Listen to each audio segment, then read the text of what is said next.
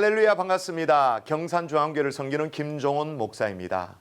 우리가 인생을 살면서 제일 먼저 배우는 것이 있다면 박안서님의 표현대로 안 되는 놈은 뒤로 넘어져도 코가 깨지더라는 것입니다. 애써도 안 되는 인생이 있구나라는 것을 깨닫죠. 예를 들면 마트 계산대 앞에 내가 줄을 서면 다른 쪽 줄이 더 빨리 줄어듭니다. 또 빨리 줄어드는 쪽으로 자리를 옮기면 원래 있던 줄이 더 빨리 줄어들기 시작을 하죠. 내가 어떤 물건을 정상가로 물건을 구입했습니다. 근데 그 다음날 그 물건은 반드시 세일에 들어갑니다. 시험에 어떤 답을 냈는데 다른 답으로 고치면 나중에 꼭 고치기 전에 답이 정답일 때가 있죠. 자, 이런 사람은 큰 마음을 먹고 세차를 하면 언제나 뭐가 온다? 아시네요. 비가 오죠.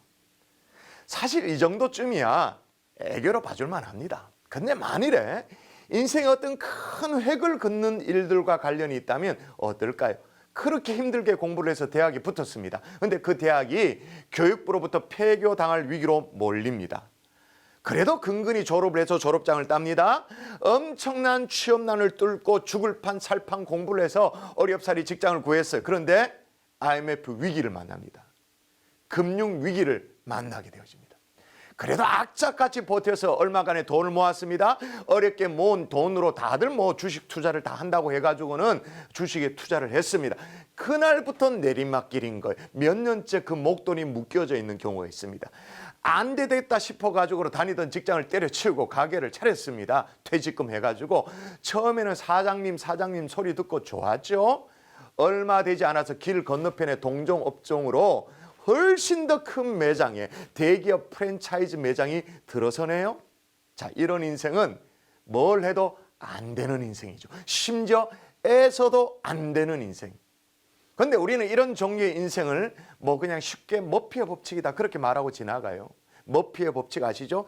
일이 갈수록 하는 일마다 꼬이기만 하는 되는 일이 없는 경우를 머피의 법칙이라고 그렇게 말해요.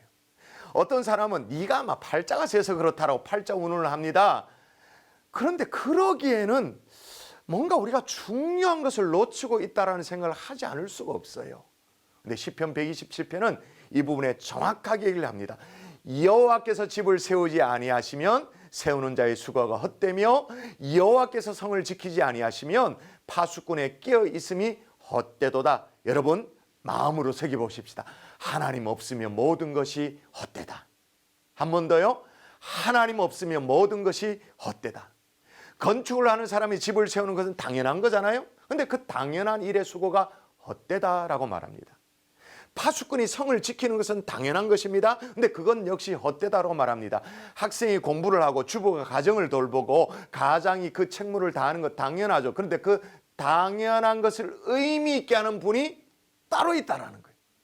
가치 있게 하는 분이 따로 있다라는 거예요. 그게 누구냐? 하나님.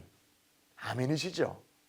우리는 하나님이 세우고 하나님이 지켜주셔야 하는 것이 있다는 걸 잊은 채 어떻게 살 가능성이 많을까요?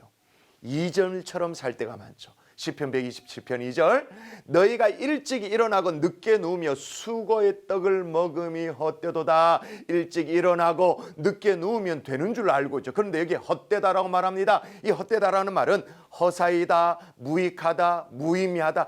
그 무의미한 일을 계속 반복을 해요.